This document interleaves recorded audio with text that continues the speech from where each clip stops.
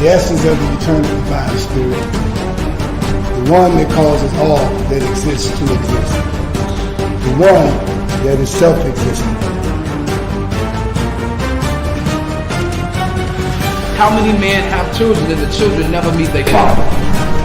See, you created a void in that child because you are a part of that child. Black power! Black power! Black power! Black power! Black power!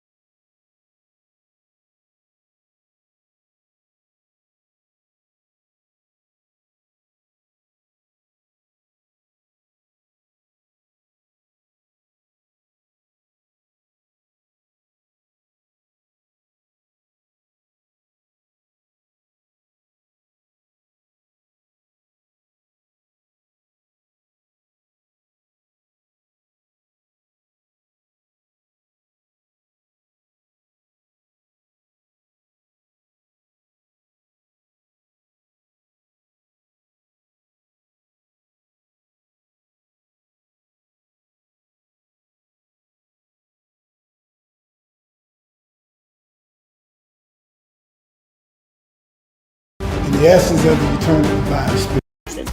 To provide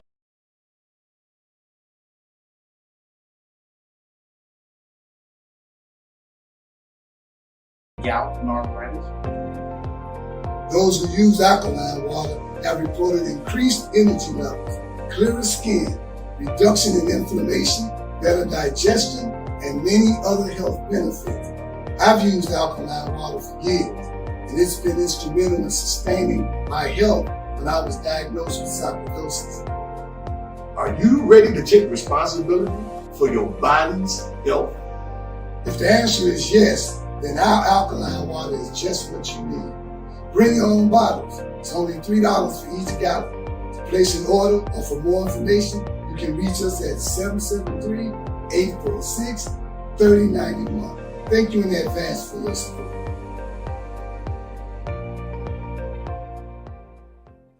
Hi, my name is Sister Ebony Stevenson. I am your announcer for today. Welcome to the TOMA Nation's weekly Sunday worship service from 12 p.m. to 2 p.m. every Sunday at 616 East 71st Street here in Chicago, Illinois, and also live on Facebook.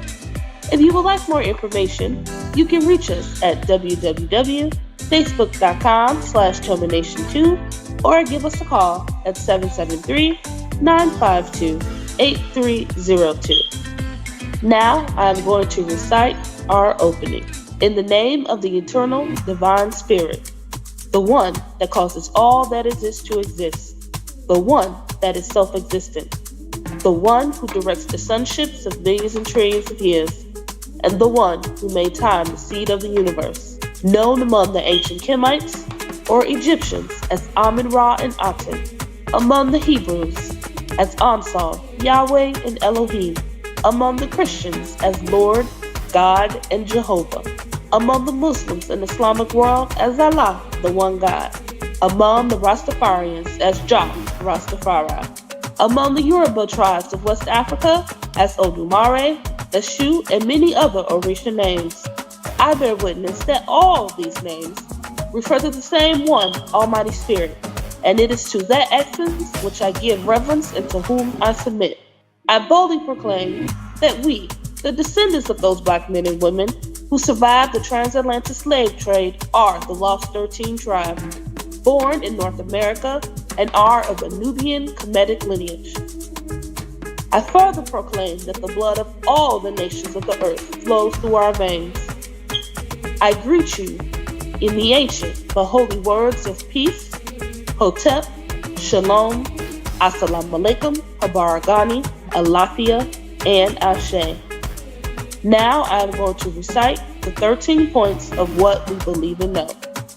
Number 1. We believe and know that we are not to repeat the mistakes of the past prophets and messengers of the Almighty Creator of the heavens and earth. Number 2. We believe and know that we can only establish an economic base through the application of the knowledge of self and the incorporation of the ideologies of the Honorable Marcus Garvey, the Honorable Elijah Muhammad, Mahatma Gandhi, and Ben Ami. Number 3, we believe and know that the prophets and messengers of the Holy Bible, the Holy Quran, and the Kemetic Holy Books were all black. Number 4, we believe and know that Jesus Christ of 2,000 years was and is a black man. Number 5, we believe and know that the knowledge of the Almighty Creator goes beyond books written by the prophets and messengers of the Almighty Creator. Number 6, we believe and know that in order to promote and coordinate unity, we must first recognize and accept the uniqueness of being able to worship our Creator, regardless of religious denomination, name, title, ritual, particular dress, or holy book, as long as it recognizes the Almighty Creator of the heavens, earth, and the universe as supreme. Number 7, we believe and know that it is impossible to tell the truth without exposing the wicked governments of the world. Number 8, we believe and know that the United States government, in collaboration with other European nations, have a denial objective to exterminate dark-skinned people of color off the earth through the act of genocide. Number 9, we believe and know that some of the most effective methods that are being used today are AIDS, birth control, alcohol and drug abuse, vaccinations, gang and domestic violence, systematic elimination of trauma centers, the public school system, and public aid within the black communities of America and the world. Number 10, we believe and know that the last trick that Satan is playing on us is the dividing of us by our religious differences, religious gangbanging. Number 11, we believe and know that the conflict between the various religions are comparable to the conflict between various street gangs within the inner cities of America. Number 12, we believe and know that the war on drugs and gangs is a diabolical plot to disarm the black community of weapons, break up the black family, withdraw our constitutional rights, also kill and incarcerate young black males under the undercover code name April 2029. And number 13, we believe and know that every letter, shape, sound, and numerical value contains esoteric information that completely transcends the specific contextual meaning of the word. Our purpose: to bring about the growth of a righteous community in accordance with the laws of the Creator of the universe, under the leadership and guidance of Brother Minister Rahim Chesed Aton, to provide solutions to the social and economic ills that plague the communities of urban America. Our goal: to re-educate and retrain youth and young adults to develop positive moral values as an alternative to delinquent behaviors, because you can't rebuild a community and not rebuild the minds of the residents of the community to meet the responsibilities of maintaining the community's image. Our mission: to enhance the economic development of our communities by establishing businesses, real and personal properties, thereby creating jobs and/or entrepreneurship training programs that will reverse the concept of leaving the community to buying back the community. Our motto: let your light so shine before men that they shall see your good works and glorify your Father which is in heaven. Matthew 5:16. Now we're going to recite our salute to the red, black, and green flag. Everyone put your right fist in the air and repeat after me. Here's to this flag of mine, the red, black, and green.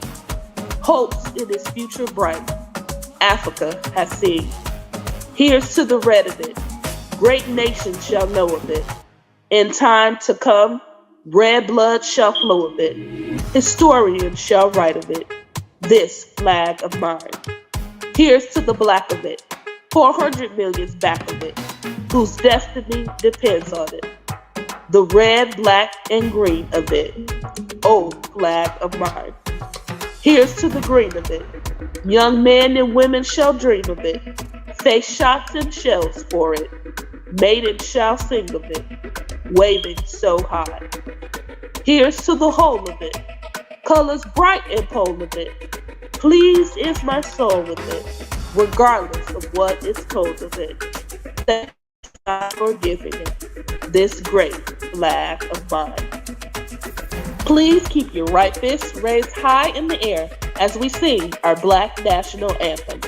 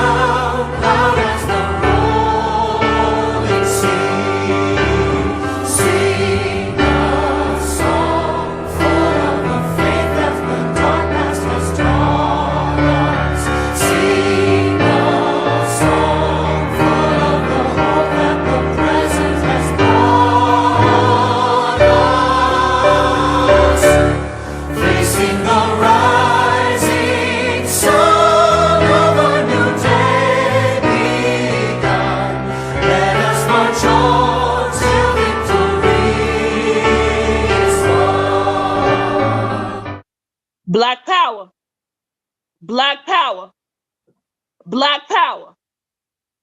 Black power is the power to define, develop, and defend that which is in the best interest of Black people. I am our other announcer for today, Minister Taharka J. Shakur, and I have the pleasure to welcome you to the Toma Nation's monthly worship service. We always say monthly. I love when we say monthly for some reason, even though it's weekly. We are all inclusive Black conscious righteous movement dedicated to the social, economic, and spiritual survival of Black people in urban America. If you enjoy what you see and hear today, the Toma Nation would like to extend our invitation to you to join us each and every Sunday from 12 noon to 2 p.m. at 616 East 71st Street in Chicago, Illinois. Come and be fed by God's messengers. And you can join our Wednesday study classes if you come on Sundays and come out with us. But I have the honor to introduce our first speaker for today, who will be continuing her lecture from the last time she came to you about survival as Black people in urban America. Join as we stand to our feet. Let's welcome our first speaker, Sister Ebony Stevenson.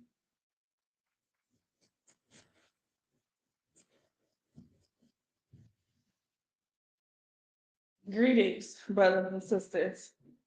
As Minister Tahaka said, I am your first speaker for today, Sister Ebony Stevenson. And the name of my lecture is Black Survival During Times of Disaster, Part 2.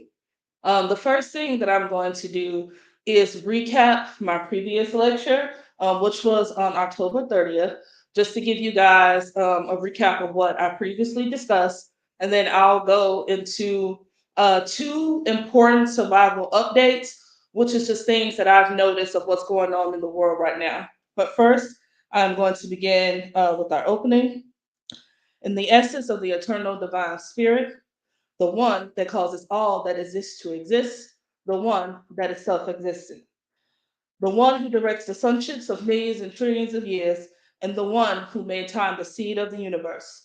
Known among the ancient Kemites or Egyptians as Amenemon, Aton, among the Hebrews as Ansel, Yahweh, and Elohim, among the Christians as Lord, God, and Jehovah, among the Muslims and Islamic world as Allah, the one God, and among the Rastafarians as Jah Rastafari, also known among the Yoruba tribes of West Africa as Olodumare, Eshu, and many other Orisha gods. I bear witness that all of these names refer to the same one eternal divine spirit, and it is to this essence whom I give reverence and to whom I submit. I boldly proclaim that we, the descendants of those Black men and women who survived the transatlantic slave trade, are the Lost 13 tribe, born here in North America, and are of a Nubian Kemetic lineage. I further proclaim that the blood of all the nations of the earth flows through our veins. I greet you in the ancient yet holy words of peace, Hotep, Shalom, Assalamu alaikum, Habaragani, Alafia, and Ashe. Peace, brothers and sisters. So I had the inspiration from the creator to start my lecture series, Black Survival During the Times of Disaster, because no matter where we look on social media, in the news, there's so many disasters happening across the planet. And I mean across the planet. It doesn't matter what continent you on, what country you in, everyone's going through some kind of disaster, whether it's natural or man-made. And the thing that we have to understand as Black people here in urban America is that we have no friends, that we must be prepared to take care of ourselves no matter what happens. I mean, this country has consistently showed us that they don't care about us. They don't care about our lives. They don't care about our children. All this country cares about is making a profit off of our backs, making a profit from our blood, our sweat, our tears. I mean, we had a whole lecture talking about melanin and how this evil devil makes a profit off of our melanin. Like melanin goes more than gold. And we have so many people focusing, oh, I'm gonna save gold during to survive. I'm gonna save gold, I'm gonna save silver. The devil already got you beat. They will find any means to make a profit off of us, and we must be prepared. Now, today, in the continuation of my previous lecture, I'm not going to focus on the spiritual side of survival because that's a whole lecture within itself. I'm going to continue to focus on the physical side of survival. I follow a young woman in Europe. Her name is Survival Lily on YouTube, and she has over 1 million followers. And the thing that we have to understand is the continuation of what Ye, the artist formerly known as Kanye West, said about who owns the major media outlets in our country. When you look at who owns the major media outlets, then you should think about what news actually filters down to us that's actually relevant to us. You don't get anything of what's really going on the world scene until you look at international news or until you look at other people's social media living in other countries. And so Survivor Lily just came on YouTube 4 days ago, and she was talking about the state, of people living in Europe. She was talking about how the government is talking about how they're going to have rolling power outages because of the war in Ukraine. So there might be some days where they don't have heat or electricity. She was talking about how she was sitting in the car waiting in line because she was restocking her water gallons to make sure that if the power goes out, that she has water. Is this a third world country? No, we're talking about somebody who lives in the UK, who's supposed to be one of the most prosperous nations besides America on the planet. And then you look at what's going on here. In my previous lecture, I read this quote from Message to the Black Man from Honorable Elijah Muhammad, which was published in 1965. And it reads as follows. The enemies of God today are the same as they were thousands of years ago, thinking that they will be the winner against him. What are we always talking about? Well, the reason this planet is in the state that it's in is because the devil is always going against what's natural. We're always going against the creator, us.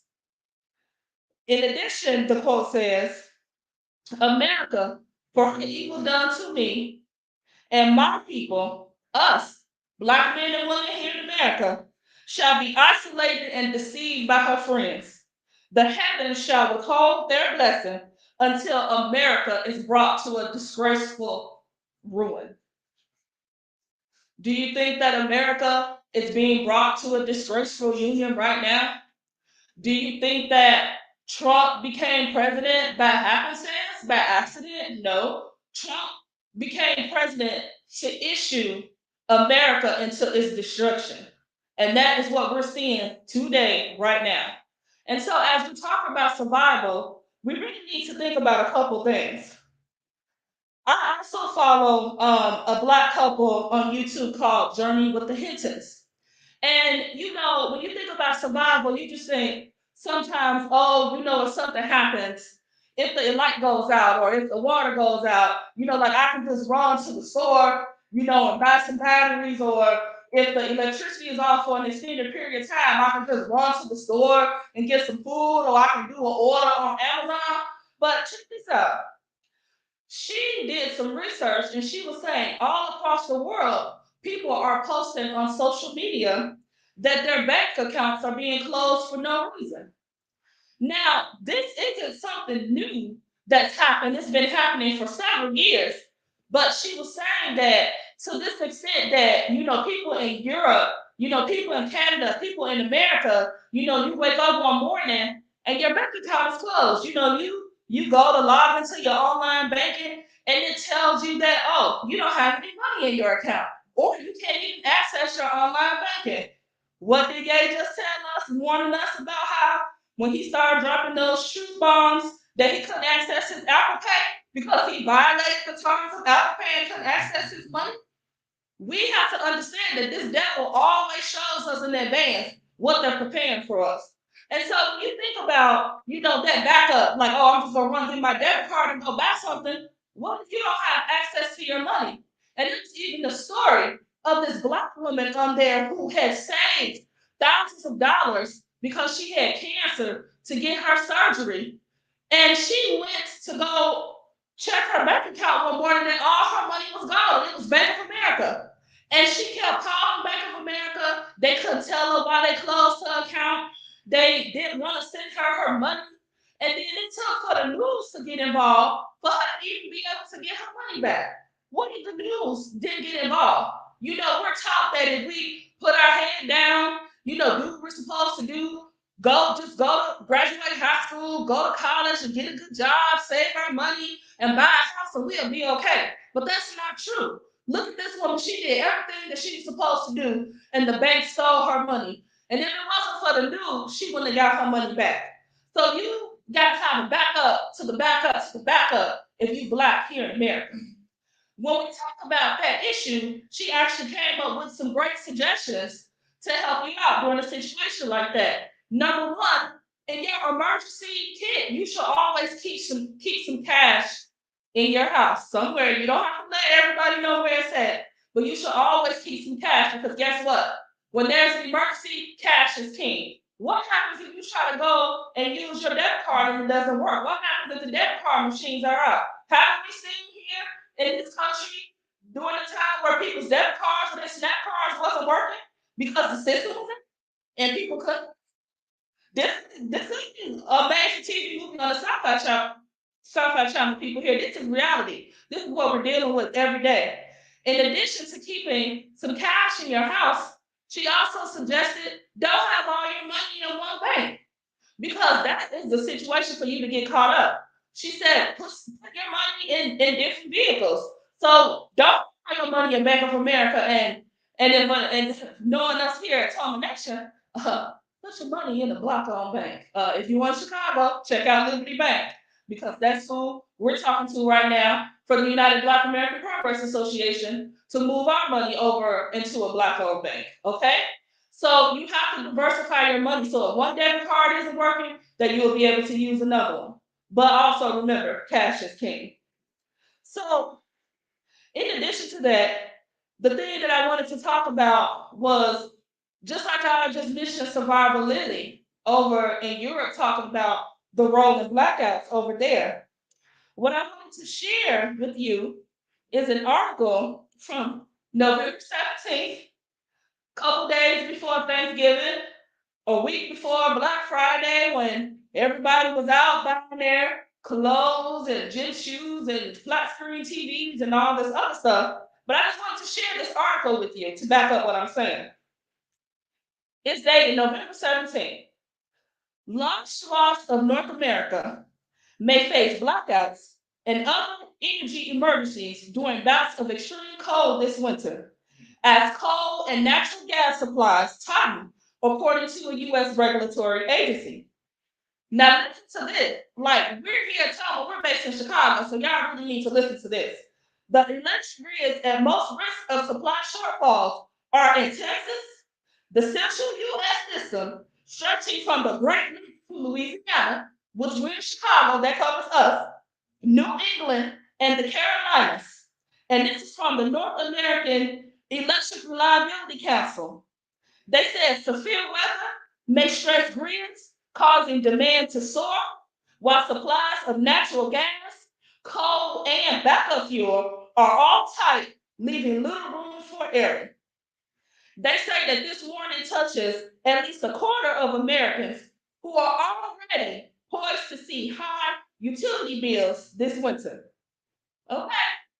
Now, they already told us a week ago that if you live in the areas that I just mentioned, that you have a possibility of experiencing rolling blackouts, which means that you can go for a period without electricity. Now we know it's getting cold outside. We know we had these little warm spells, but when that Arctic chill hits, it's very hard to try to survive without any electricity. And we know here, and we see it every winter, that there's always some people who pass away because they're not able to heat their house, right? Or because their electricity went off and they're trying to use propane or kerosene or any of these dangerous sources of fuel to survive, or our homeless brothers and sisters not having a warm place to stay. So we know that people die every winter. And so what does that mean for you who think you're comfortable in your house with your people's gas and your comment that you safe from that, but you're not. And so we all need to be prepared. In addition to that, I want to read another snippet just so y'all know that they didn't know about this, but we just not finding out about this. In July, in Michigan, it says the American Electric Power told regulators that they had 5 minutes to determine which electricity customers to turn their electricity off. They had to turn off electricity to 150,000 customers, and they had 5 minutes to decide which of these customers were going to lose electricity.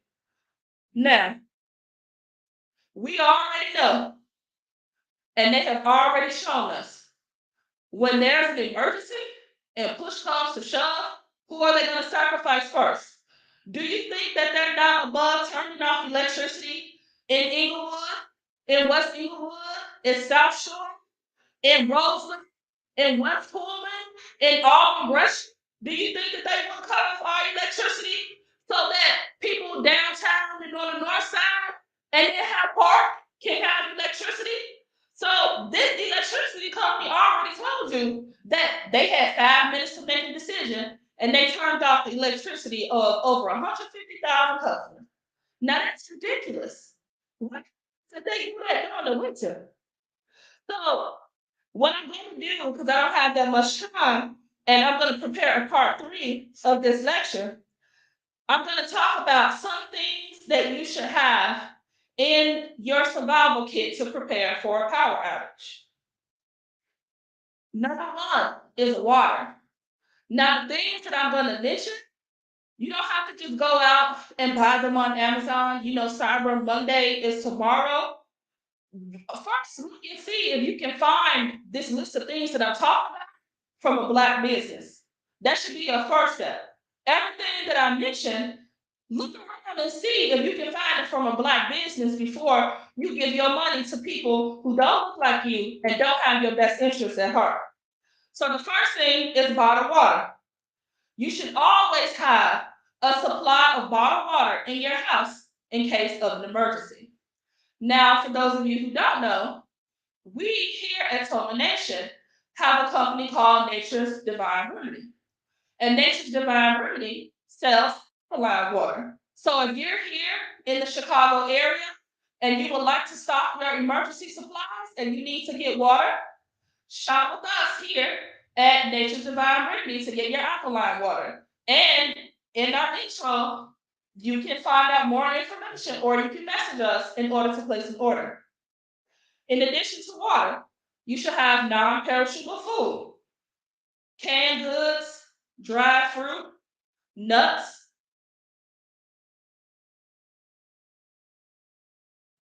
Because those things are important if you don't have access to electricity. A battery-powered radio. It can be a rechargeable battery-powered radio, but a battery-powered radio so that you can know what's going on and get updates.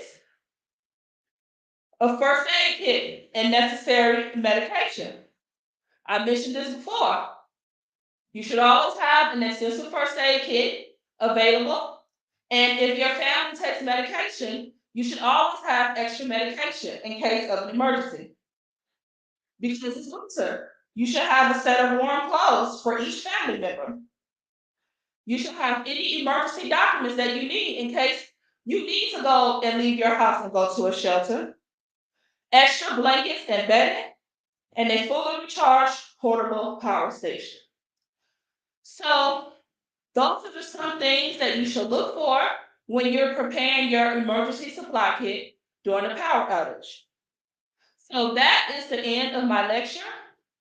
I'm going to bring up our next speaker, which is our leader, teacher, and guide, and founder of the Temple of Mercy Association, aka the TOMA Nation, and that is Minister Rahim Chesed Aton. Please stand to your feet. Thank you.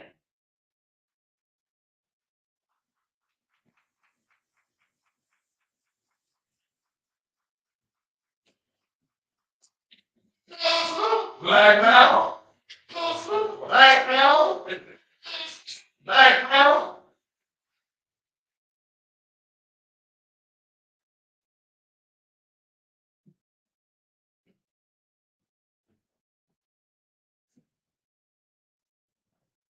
In the essence of the eternal divine spirit, the one that causes all that exists to exist, the one that is self-existent, the one who directs the sunships of millions and trillions of years, the one who made time, the seed of the universe, known among ancient Kemites as Amun-Ra and Aton, among the Hebrews as Ansar, Yahweh, Elohim, among the Christians as Lord, God, Jehovah, among the Muslims as Allah, the one God, among the Rastafarians as Jah, Rastafari, among the Yoruba tribe, it's Olodumare, Obatu, many other Orisha tribes. But I bear witness that all of the names refer to the same one, Almighty Eternal Divine Spirit. And it is to that essence whom I give reverence and to whom I submit.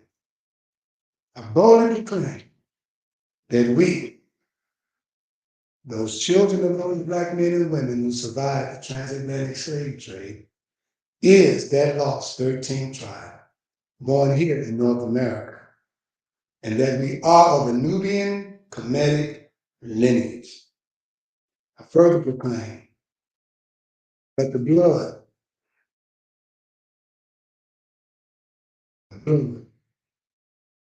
of all the peoples of the earth flow through our veins. I greet you all in the essence or in some of the names, not all, I want to be clear on that, of our Father, of Hotep, Shalom, Assalamu Alaikum, Baragani, Lafia, and Ashe. Just a few of the names of our fathers, and names that represent either peace or welcome or how you doing. It's a form of greeting in the many different languages of our fathers. And I greet you in the English language and peace. Welcome, welcome, welcome to the TOMA Nation And as you can see, we are live in your households and wherever you are, in your automobile, or looking out your window, or hanging out with your friends. If you're tuned in, you should know by now what you've been tuned into, because we are having our worship service. Spelled WARSHIP. You heard from our actual announcer, but today she wanted to bring you a message, our sister Ebony. So give her that, like, the round of applause and that good anniversary applause. And then you saw that our youth minister also came up and said some things by introducing her. So as you can see, we do what you may want to call a tag team. 1 minute I'll be announcing somebody or introducing somebody. And it's no big I's and little U's. We all come for the same purpose, and that is to deliver a weighty word. Our people, exclusive, our people. But we're not denying that, others might hear us. We know others hear us. It might be more white people listening to us than black people, but that's okay. I just want you to know that it's for our people first. We want to talk about atonement. Why? Well, personally, after talking to members of the movement, this movement, TOMA, it was mentioned that we did not do our yearly atonement process that we normally do in October, on October the 16th, the Day of Atonement. And so I'm about healing our people. I'm not up here to give you this message and feel good about it and hear a bunch of people applauding and whatever. I truly believe that I am one of God's messengers to bring a message, to bring a weighty word, and to bring warnings to those who oppose our rise, to expose those who oppose our rise. And so today we're talking about atonement. And in the Holy Bible, it speaks of atonement. It's nowhere in the Holy Quran.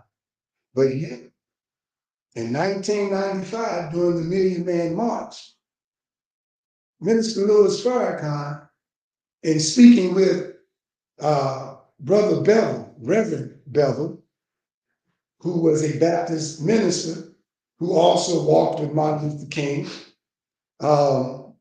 he brought that idea to the minister that maybe the brothers on the mall should atone for their sins, to atone for some things that we probably didn't think we need to atone for.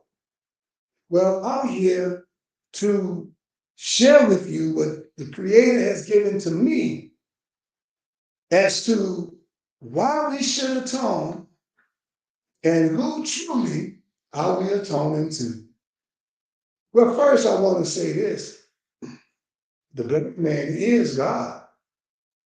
So you hold that thought in your head, because in this movement, and I know in the nation, they lean heavily on something called self-examination, self-analysis, and then self-correction.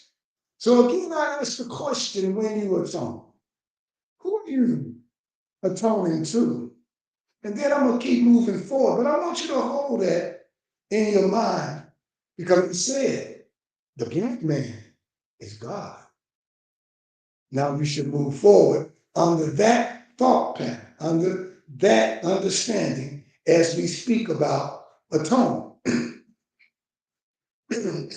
the Bible, the Holy Bible, in which the Temple of Mercy do hold pretty close to our hearts, the Holy Bible as well as the Holy Quran, Bible, Quran, well read, as you can see, they're very much used.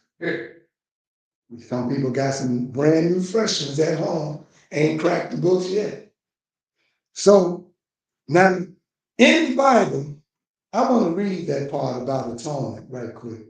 I don't have a lot of time, so I'm going to try my best to stick to the subject of atonement.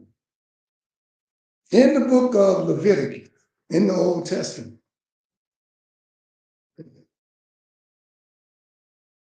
Leviticus chapter 23, it speaks of atonement, but it speaks of also a feast. A feast is like a 7-day feast that the Hebrews did. And it says here, the Lord spoke unto Moses, saying, speak unto the children of Israel and say unto them concerning the feast of the Lord. Now the black man is God. So whose is this Lord who this feast is for?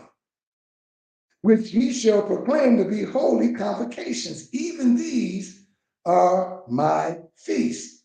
The Lord says these are his feasts. All right. 7 days you should work, but the 7th day is the Sabbath of rest, a holy convocation. Ye shall do no work therein. It is the Sabbath of the Lord in all your dwellings. These are feasts of the Lord, even holy convocations, which ye shall proclaim in their season. So the Hebrews did a 7-day feast. It was different feasts, the Feast of Weeks, the Feast of Tabernacles. It was so many different ones that they did. One of those days was atonement. And it says here in verse 27, also on the 10th day of this 7th month, there shall be a day of atonement. It shall be a holy convocation unto you, and ye shall afflict your souls and offer an offering made by fire unto the Lord. And ye shall do no work in that day, for it's a day of atonement, to make an atonement for you before the Lord your God. All right? Now remember, in this movement, if we can't bring it up to date, we don't need to be talking about it. It's just a story, a conversation. But we know in TOMA that the Lord and the Lord God and the captain of the host are different, highly educated beings, all right? Highly educated beings that are assigned to this planet. We know of in the Bible, we talk about 24 elders. And then we know that in the succession, it's the elders, then you get the chiefs, right under the elders, and then you got the judges. And that group of people are assigned to different parts of the planet. And their job, brothers and sisters, is to answer your prayers. And it's their job to give you the laws that govern the planet, not the land. Get it straight here. The laws that govern that planet. I'm talking universal today. So put your universal shoes on. So now,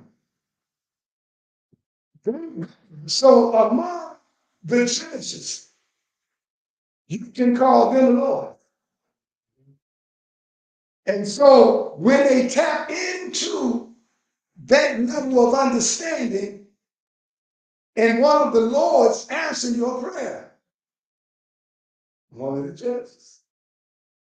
So now there are some laws that govern the planet. And to each one of these laws that govern certain parts of the planet, they bring with them laws. The ones at that time in the Old Testament during those times are not the same ones that's around right now. They are gone.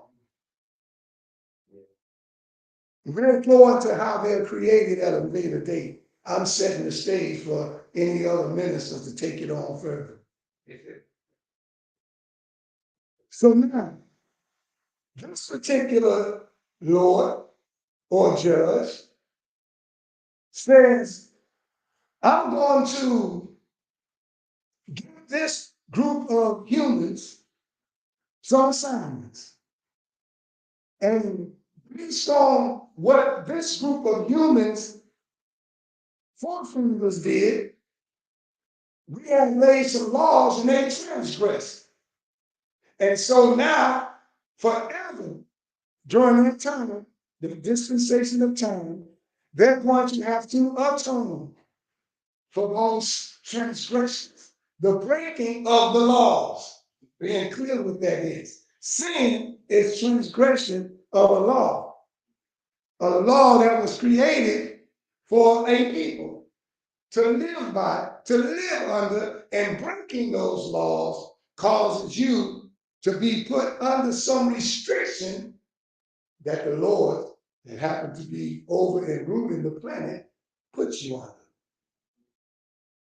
Now, I might go too far because some of you all read this Bible and you all have a kindergarten understanding. And some of your pastors might be old as I am or older, but you still have a kindergarten understanding. There you go. And I'm reading from your Bible. Now, according to what I understood, all these feasts were dwindled down into one thing called Passover. Called Passover.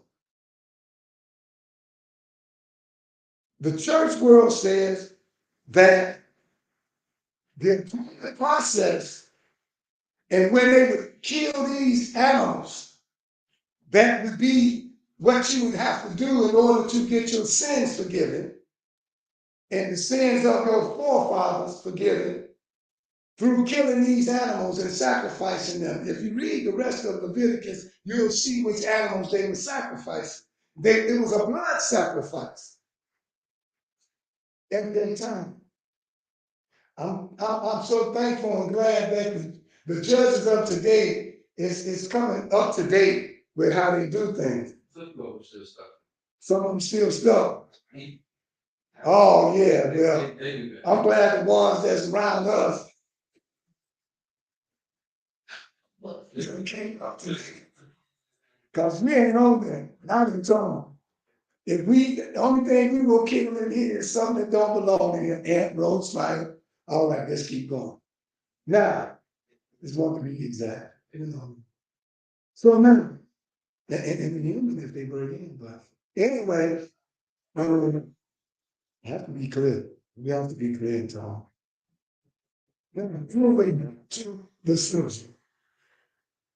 So, in the Christian world, this is why they don't really push the Old Testament, because they say Jesus, it went from killing animals to all of the weight of the sins of the world being on the back of Jesus, and him dying on the cross and shedding some blood, that is what washes away the sins of the people in the world who decides to accept that this person died for their sin, accept that he shed his blood for their redemption, accept that he was buried in the ground and he was in there for 3 days and nights, and on the third day, for 3 days, and on the third day, he rose.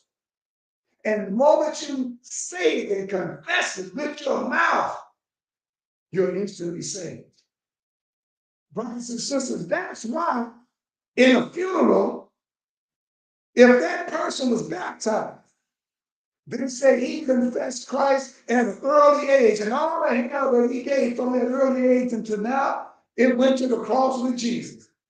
I know he mad as hell. I would be if I was Jesus. Lying on you like that. Anyway, I'm trying to be as truthful as I can. We believe in Jesus, Yeshua. We believe and know that he existed. We believe and know that all the things that he taught and more that's not in these books were actually words of law, words of morality, words that would help us become our divine selves again. We know this, and we hold him in high esteem, but we don't get caught up in making the mistake that we can do anything we want to do because Jesus died for it. We don't do that because it was something else he said. And I wonder how you take that. It says, must Jesus bear the cross alone and all the world go free? It says no or nay. There's a cross for everyone, one for you and for me. And he just said, but now, if you can't handle your cross, he said, well, take my cross upon you because it might be a little light. But then at another point in the Bible, somebody said, well, Jesus, when you go where you're going, can we go with you? And I said on your right hand, and my brother said on your left hand side. And Jesus said, oh, do you really believe in your heart that you can be baptized with what I've been baptized with that will allow you to sit next to me? And they were bold enough to say, yeah. Jesus went up on the mountain and he hung out up there for 40 days. And a voice in his head was talking to him. And every time there's a voice going against the laws that are naturally set for you as a human, that's called the devil, the internal devil in you. Any voice that don't sound like you, it is the devil. Now, I'm not to be honest, I know y'all probably ain't getting this. When you all hear me say, the voice of God told me this, or I was inspired by this and inspired by that and all, that's my voice. Black man is God, show me that. You asked for it. The other voice is an intruder. Get it out. You wind up in a crazy house. It's got to sound like you. Now, every once in a while, you might hear a voice that sound like your mother's voice or something like that. That's a trick. Yeah, I'm talking about if your mother's dead and all that, and you hear one of your brothers or somebody and they dead, that's a trick. Be careful. Don't be swayed. You just go that feed into it, it becomes that. See, we talk about spiritual warfare now. That's the thing. See, people think just to be spiritual, you saved. Bunch of traps in that room. See, and the point I'm making about atonement is that when Yahshua came to the 7-day Feast of Tabernacles, and he went into a ring, and he had what they call the Last Supper. You know what that meant? That means in 7 days is done away with. Because this was the last. He said, now you want to deal with the blood and the blood of the lamb sacrifice from the Old Testament? See, this is what he meant. The scriptural guy is different. He said, well, we're going to do it this way. Now, he brought it up today. Jesus was an up-to-date dude. He took the Old Testament stuff and he brought it up to date in his day and time. He said, now let me do this. I'll break some bread. This is my body. Pass it around, give everybody a piece. Gave everybody some riches while I was rose. This is my blood. Pass it around, everybody got a cup full. They drank it. He said, it's just awful as you do it. He didn't say just 7 days. Just when you feel like really symbolically understanding it and want somebody else to understand it, or a new person who don't know what it means, here, let me show you what this is about symbolically, and then let me break it down to you. He said, as often as you do this, you show forth my death and my sacrifice. Now, where's the atonement part of it and oneness side of it? It came in this. When you take that symbolic part, this is what Jesus was saying. This is symbolic of the doctrine that I stand on that was given to me by my Father. So as often as you do this doctrine and follow this doctrine, and as often as you follow my lifestyle that I set up, blood means life. Blood means. So if you're saying in the church world, I know it was the blood of Jesus, you're saying, I know it was the life of Jesus. I'm giving you the proper understanding now. And so if he gave his life that you might live, that means in order for you to live, you got to emulate his life. I'm giving it to you now. You don't want it. I don't give it to you. And that is what Toma teaches, and that is what Toma stands on. If he stood there and said, I stand at the door and knock, in the word atonement is the word at one minute. What did he say about atonement at 1 minute? Me and my Father is at one. Then he told you why. I do those things that please him. And so when he gave us what he called the Beatitudes, some of them called the Beautitudes, the Beatitudes, he was showing you the attitude and the character that you got to exhibit in order to become one with his Father, in order to understand now. You take that whole sacrifice that he took to give up his life.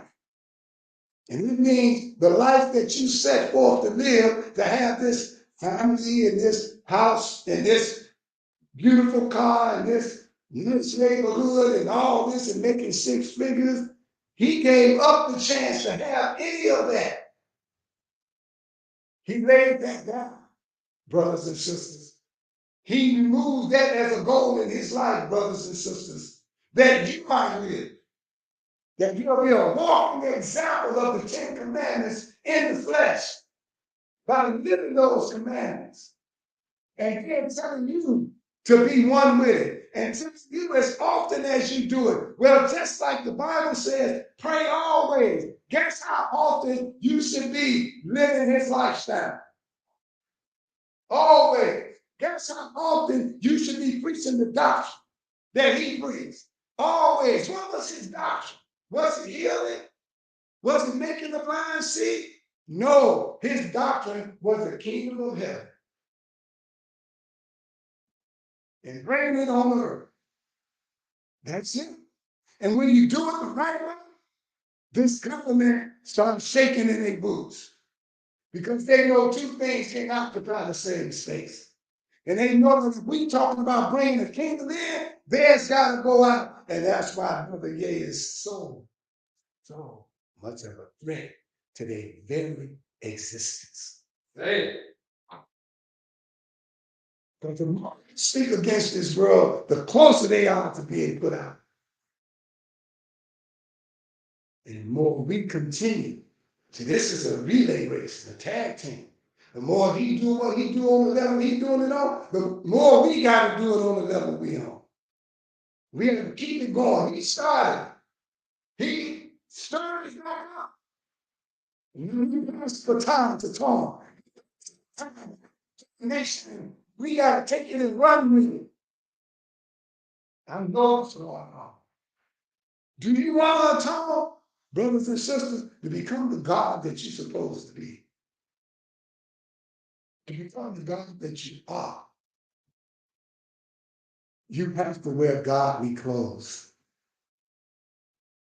Y'all, I'm not talking about this suit. I told you this is spiritual. I told you this is universal. You don't have some people, it's a term somebody you say it's the skin on it. But you gotta wear those attributes like skin. You gotta walk, you gotta talk. Let me read the steps again. And these steps were given to us again by James Bevel, picked up by the Nation of Islam, and all the people, men that came down to the Million Man March were supposed to use this often. Not one time, what you're wrong. If you don't know what it is, let somebody you know point it out. Number two, acknowledge that wrong. You can acknowledge it. Stop being like the women in Egypt. Stop being like denial.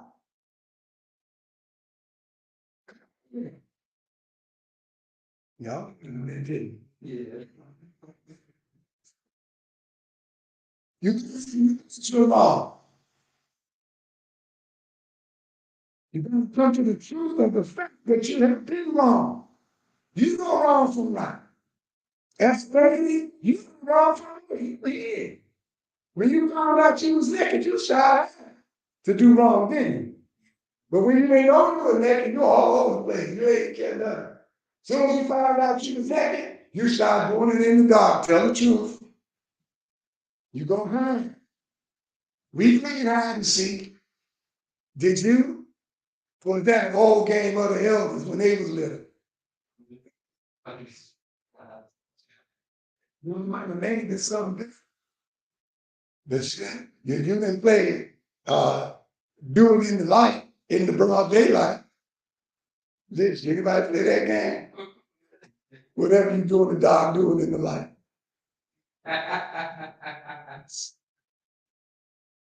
My point is, you knew right from wrong, or else you wouldn't have hid it. So you already know it. So acknowledge your wrong. Then confess that fault to God, then to the person that did it, and especially to yourself. Then repent. That's number 4. I done did the first 3. Repent.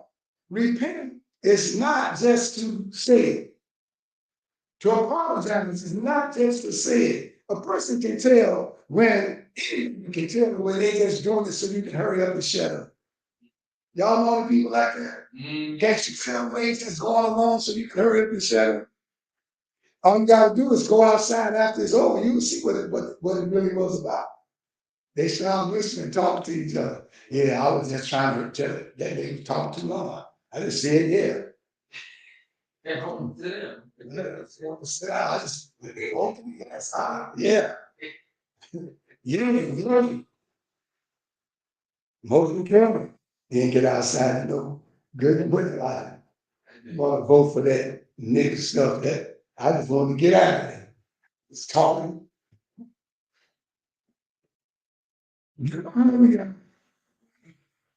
And so really, under that's the sand.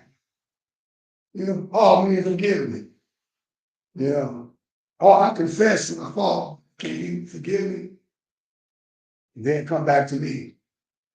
When I did the 8 steps of atonement, what you do? Well, we sat down and read it. Oh, okay, that's it, huh? Yeah, it's what you said. Read it with each other. Okay. Confess your fault. Repent. Atone. Become one with one another. At one. When you become at one with your understanding of why you atone. Brothers and sisters, you don't atone for that person at all. You atone for yourself. You're being a lot of times caught up in so many ailments, so much stress, so many diseases is based on your unwillingness to forgive. And it's from God. You can tell me, you God, you can't forgive yourself? What kind of God is that? You're the wrong kind of God.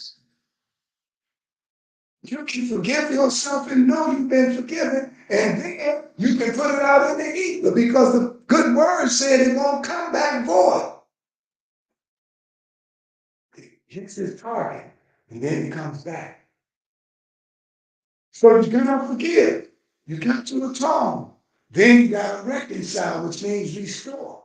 Can I restore this relationship? Can I restore this friendship? What if you don't want to? Then you try. And if you don't want to, you don't chase them down to restore the friendship. There's a way you get the stuff off of you, brothers and sisters. Do you understand what I'm saying? You get it off of you. And you'll be more healthy. Look, this is better than herbs, what I'm telling you. It's better than herbs. I'm serious. Forgiveness, better than herbs. Forgiveness is better than over-the-counter drugs. You want something for your cough? Forgive somebody with your mouth. Cough, go away. I'm telling you that person you can't stand. With from the bottom of your heart, I'm talking about the one you said, I'll never forget it.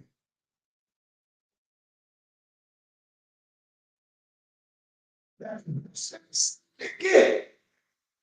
And that's the one everybody won't pass. There's a bottle of the stove with a big size say forgiveness. I hell no. We don't need that. We'll accept somebody else for forgiveness, but we're not going to forgive nobody. But that's your way back to God's ship. Because that helps you bring a form of self-control over yourself and over your life. Restore, reconcile. They don't want to reconcile with you. You reached out, it's on them. You got this person to forgive you and they don't, they walking with that burden. You done took it off of them. And so you can be piled up with this burden in the hospital, heart disease, cancer, and all of it because you holding all this mess in you and you refuse to forgive somebody. That's the hardest thing to do because people can do some stuff, boy. And I be feeling that way sometimes. So I'm like, Lord, I understand. My God, I want to kill that nigga's head.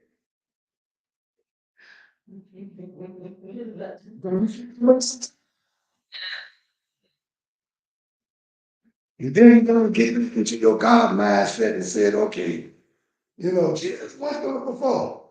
That was the same situation. But he said, Lord, take this away from me.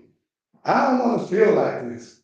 I don't want to go through it. I don't want to do it. But he didn't stay in that mindset that long. Automatically, he switched back over and said, well, not my will. Let your will be done. He gave up how he felt. See, a lot of times you might have this jealousy and spite and envy in your heart. But you got to sometimes say, well, not how I feel, Lord, but how you know I should feel. Let it go. Let the spite go. Let the vengeance go. Let the jealousy go. Don't let it live in your house.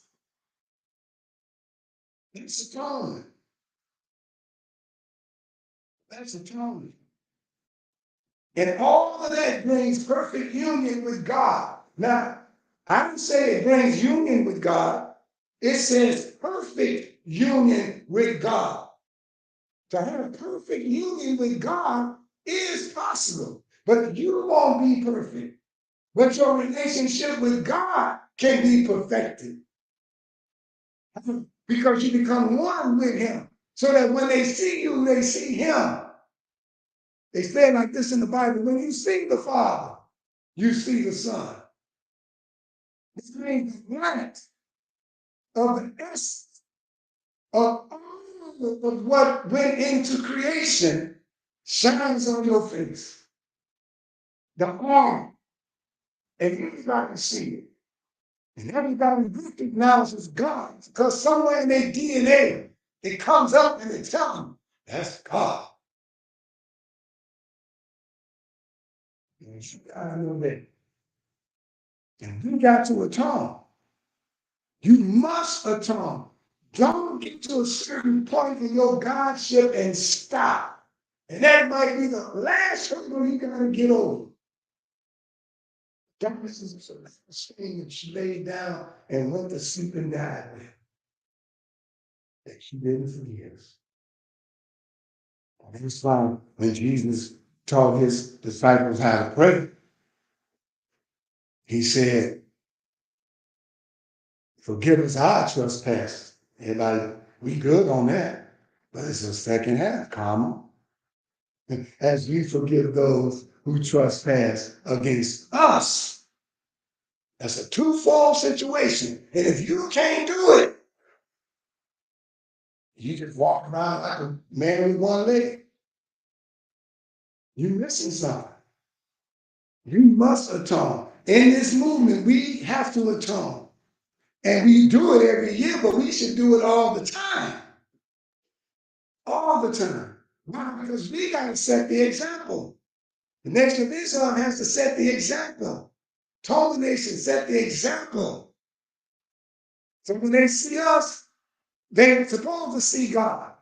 So that's why when we say the black man is God, well, dealing with the first step of atonement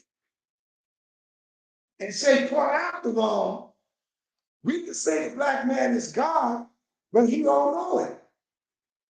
We can say the black man is God, but they're not acting like a God. See? But now, we see an example of a black man being God that we can pull up. What is the being God? Forgive being human. Forgive being human. An example of a black woman being God. You want to ESS? That's your business. This is keep the God part there. Keep the God part there. See, I saw this sister, hey, where is she? I saw it in Sister Tanel. I haven't met all the women in the Nation of Islam, but I do know that the ones that I have seen, I haven't seen them in a while in Chicago. Not to that degree. But there ain't nothing there. It's just exclusively one person's lights. That's a shared event. See? That means somebody could be around you that might be full of that light. Do you know like a candle that can touch you and give you some of that? They can walk off, slowly rub off on you. It don't last long. It sure will dissipate if you don't take it and use it. It'll be gone. See, it's focused with the Jesus thing. This lady said, if I forget to touch their hand, it's gonna be saved. And then they take the garment and put it up and say, this is the garment that you took. Ain't not that garment no more. Reached around was up there because it was on young shoe. Now if it's on the ground, they ain't got it no more. It was on him. If it's on me, it wasn't this jacket. When I hang this jacket up, it ain't nothing. But while it's on me, yeah. So as I hang this jacket up, it's gone. It disappears. It's not on that jacket anymore. It's on you. You exhibit the light. It's on you. They watch you and how you atone. They watch you and how you forgive. They watch you and how you rebound and recover from being angry. They watch you or how you humble yourself when you know that you're taking it too far and your ego that outdid you. Well, this is not a game of this going to church. The church is you. When you walk in wherever you are, a temple is a house dedicated to the observance of God. Listen at that key word in there, observance. It says that's a house dedicated to God. No, nobody is not a house dedicated to God by just that statement. Are you observing God? Are you observing God's principles? Are you carrying out God's laws, words, and lifestyle?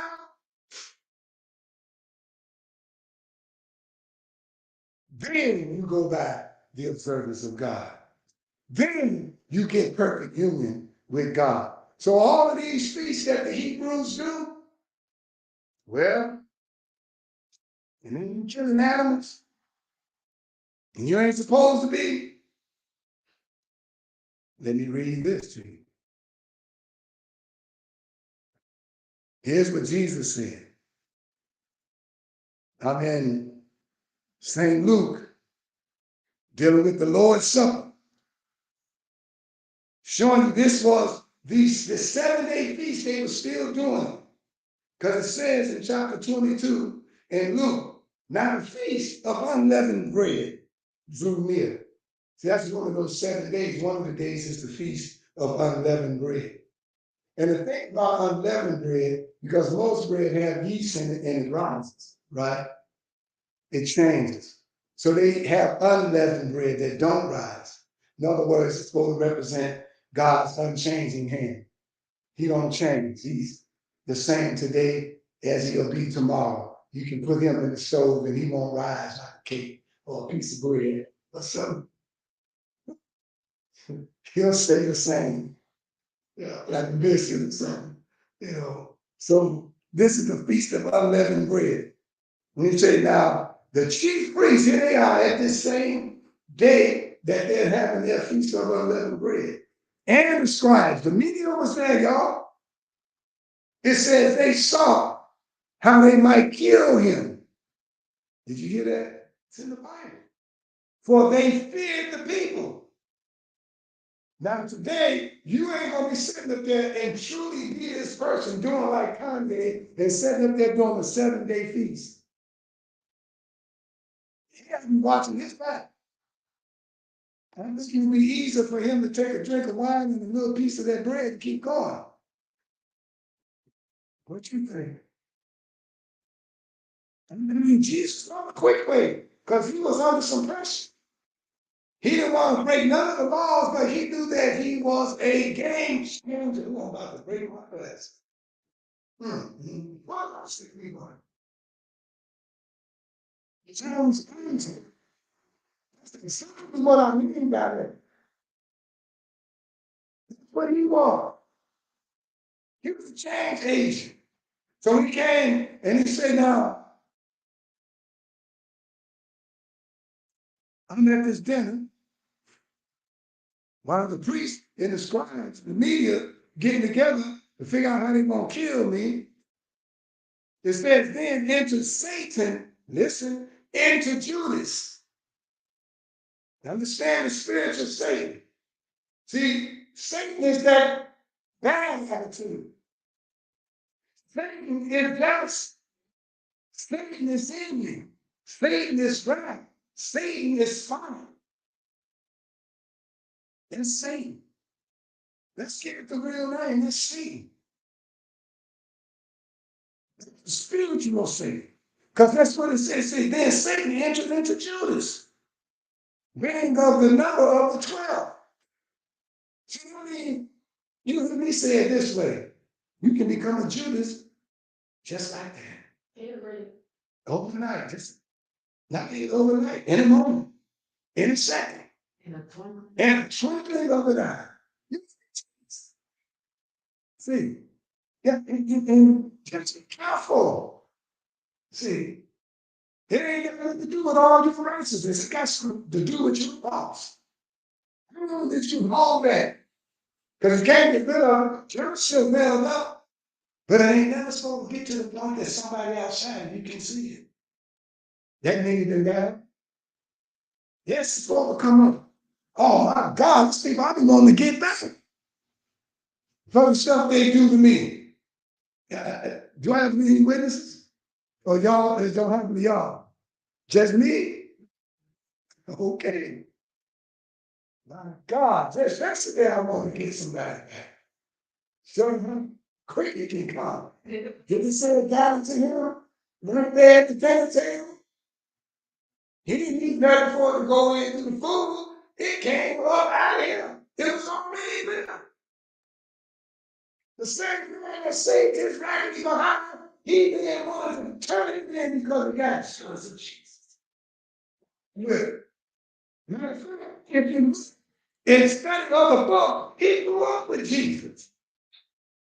They hung together just like today. You can hang together with some of your friends. They say, that's your sister, ain't it? Y'all look alike. Y'all been around people like that. They say that. Oh, no, we just friends. I'm saying together so much we thought we was brothers looking alike. We don't look nowhere alike, do we? But they thought that. Because you hang together, y'all share the same light, then. You know that? And that's how you look alike. Man, that's deep. And so Satan got into him, and he went his way and went to talk with the chief priests and the captains, the part of the military. And what was they taught? How he might betray him unto them. And they were glad, it says. And they covenanted to give him money, promised. Say, oh, can you tell us what's happening over there at the temple? How much you want? Well, basically, here, sign for this grant. We'll see it all the way through. Don't worry about it. Just say, tell me what y'all conversation was last night. Tell me what go on with the last song. Now, did you record it?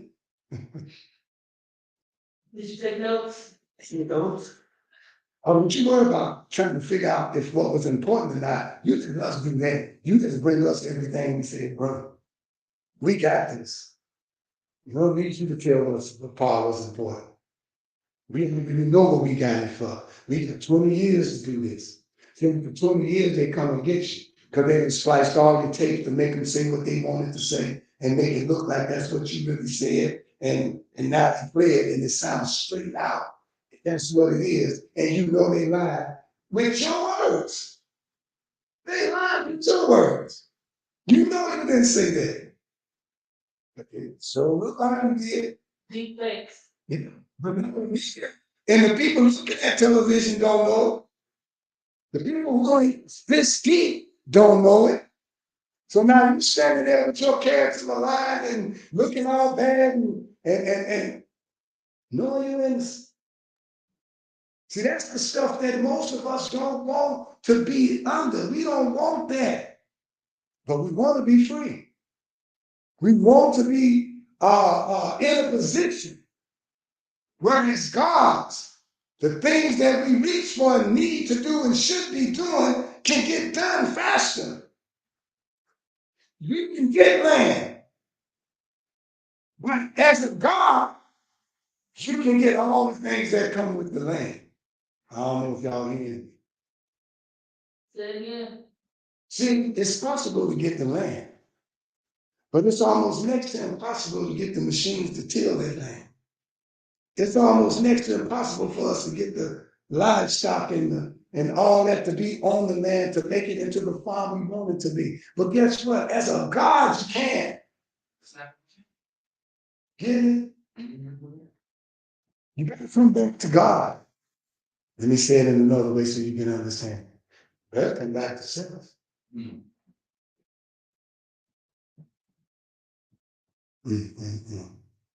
Somebody's hands went up and they had lost a couple of fingers. I guess that meant my time, huh?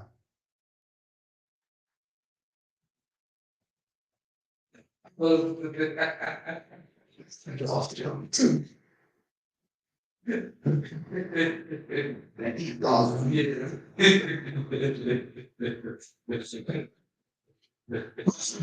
yeah, so if y'all like fun, it's no problem. It's so young, because when we laugh, we get 10 more years.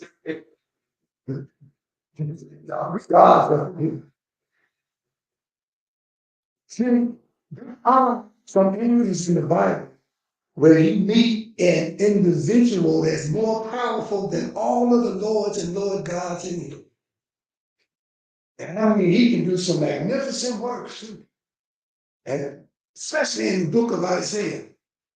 Go in there and you'll see the difference between Lord God and God. And this one, and you'll understand why I have to let you all know who's who in the Bible.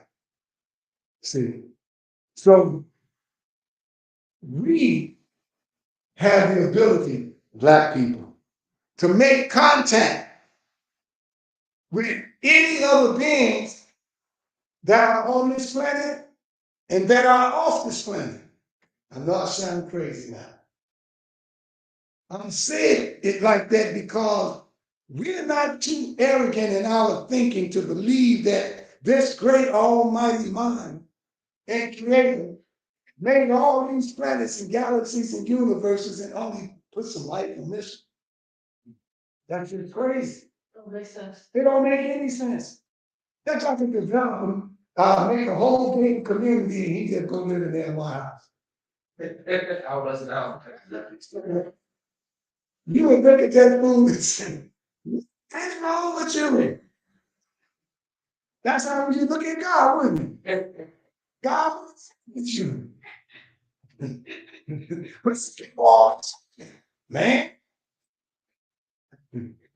So I'm not so arrogant like the white man to think that is no other. So we will be arrogant to think that the system of child can be equal on the level of our system of child. Especially after the Creator has showed you about all of these different ways that you can time travel. Whether they can do it or not, they know you can. We're not there talking about can be done, or you think it's some beings that can do. So because we know this as the God, see, let me say this, and I guess a person will show two fingers with the others missing. Now, let me say this before that happens. It's a God, and I got the scripture, but I'm gonna do it by memory. Maybe I should read it since it's about I'm in. As a God, when you become this God, look, please keep this with you and do this because you'll be the fullness of God if you can do this all. That's God. A black God, that is. Every one of those beings, no matter what level of intelligence they have that might be far above ours.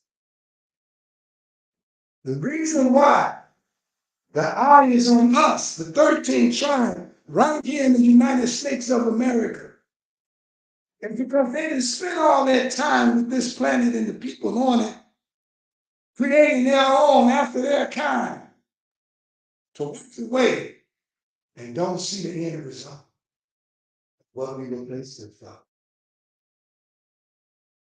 And so that makes us special. According to this Bible, when we gain our Godship, it said every knee shall bow.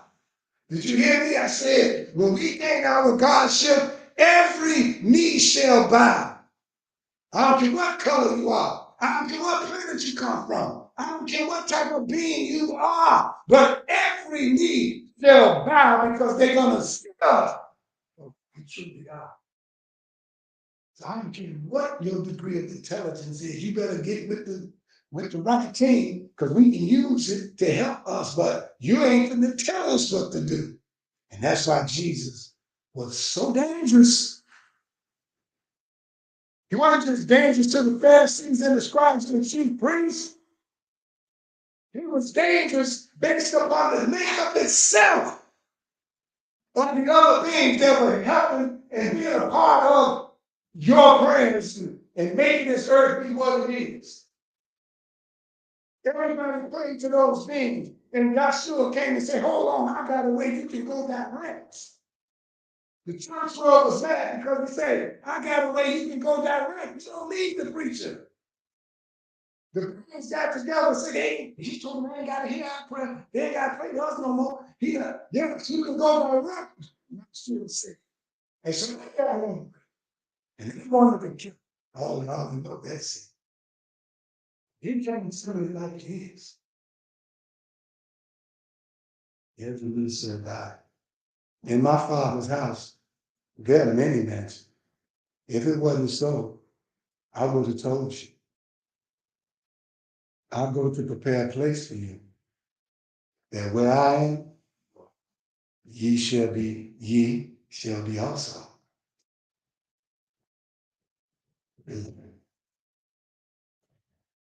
We can do it.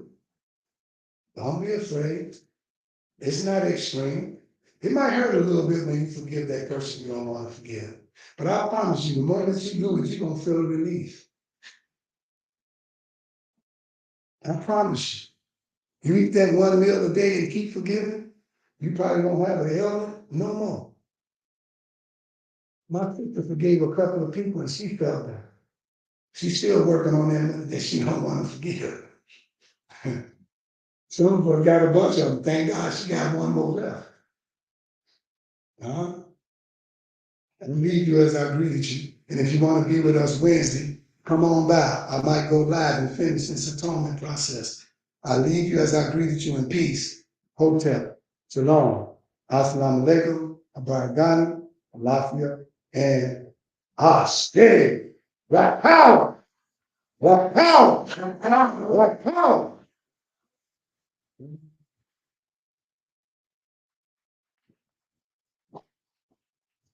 Thank you, everyone, members of the temple, and even those who watch us on Facebook Land, YouTube, and even on our website.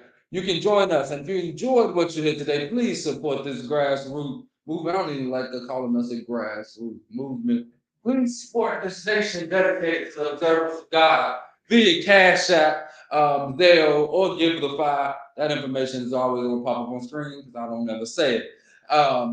Join us here each and every Sunday at 616 East on 71st Street. And as he said, join us even on Wednesdays at the same address at 7 p.m. We leave you in peace. Thank you. In the essence of the eternal divine spirit, the one that causes all that exists to exist, the one that is self-existent. How many men have children and the children never meet their father? See, you created a void in that child because you are a part of that child.